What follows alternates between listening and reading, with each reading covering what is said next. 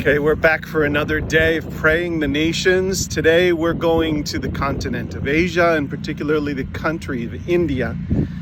India has the second largest educational system in the world, and there are 875 universities.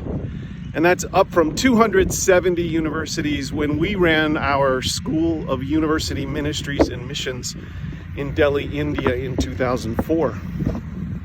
That's 7,000 colleges, 300,000 teachers, 5 million students, and actually I think those numbers are old. Private universities are really only recently allowed, and St. Stephen's began as a private college in the Delhi area.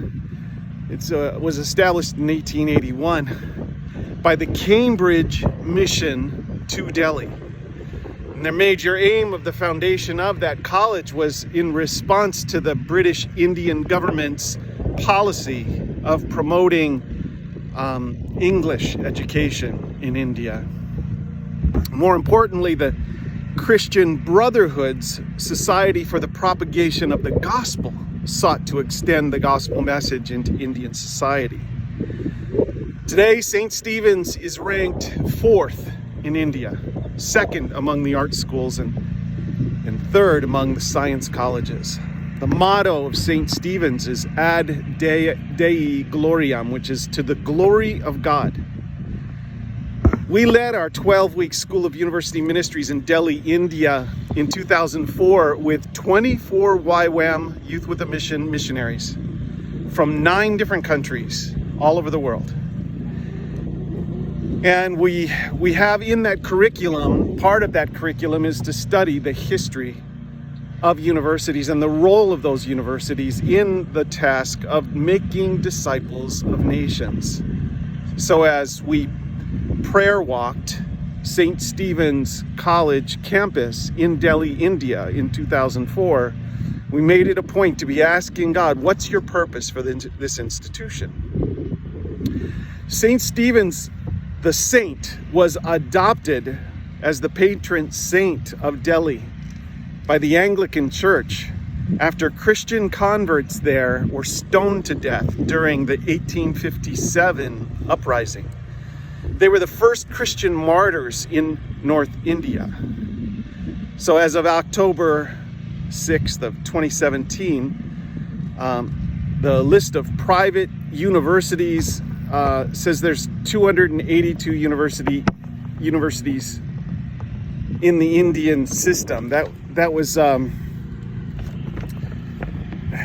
so this university, St. Stephen's, was modeled after the London education model. Yet recently we were talking about Oxford and Cambridge.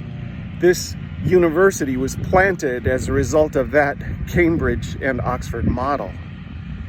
And then recently, in the I think 1950s, it came under the state system, and now it's part of the University of Delhi.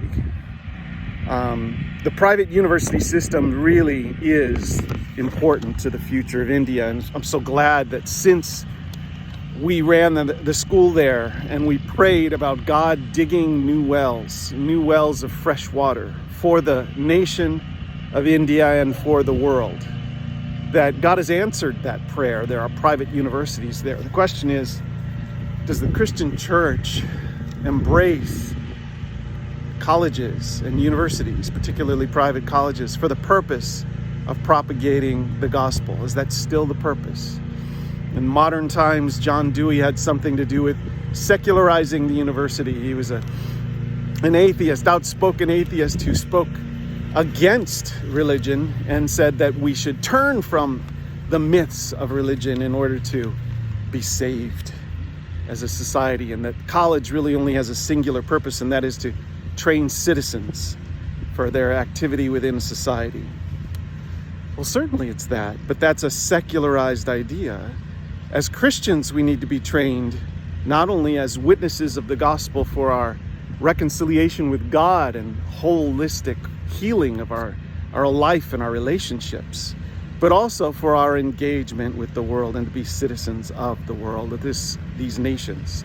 so that we can be truly a witness to the world and to the nations, so that we can truly engage the spheres of influence in the arts and business and education and the sciences and medicine and so on, for the purpose of making Jesus known, because he is the author of all that is true. So I leave you with that. I leave you with St. Stephen's and the colleges and universities in India. And I also leave you with this challenge. If you know of someone, or if you yourself are interested in being a missionary to the world, in some way engaging the world, pray about engaging universities and the university systems, the universities of the world. Pray about joining Youth with a Mission and then taking the School of University Ministries and Missions. We've run it in India 3 times, and in South Korea, in Thailand. We've run it in Colombia and in Ecuador. We've run it in the United States. The school's run in Brazil. We're looking at breaking it up so that there'll be portions of it online and portions of it in seminar form for shorter periods of time. It's a 12-week intensive, but we are breaking it up so that there are several seminars and you could take portions of the school. Watch for announcements about that. Follow us on YouTube. You can subscribe. You can like us on Facebook. You can share us through Twitter and Instagram. Remember, #PrayTheNations.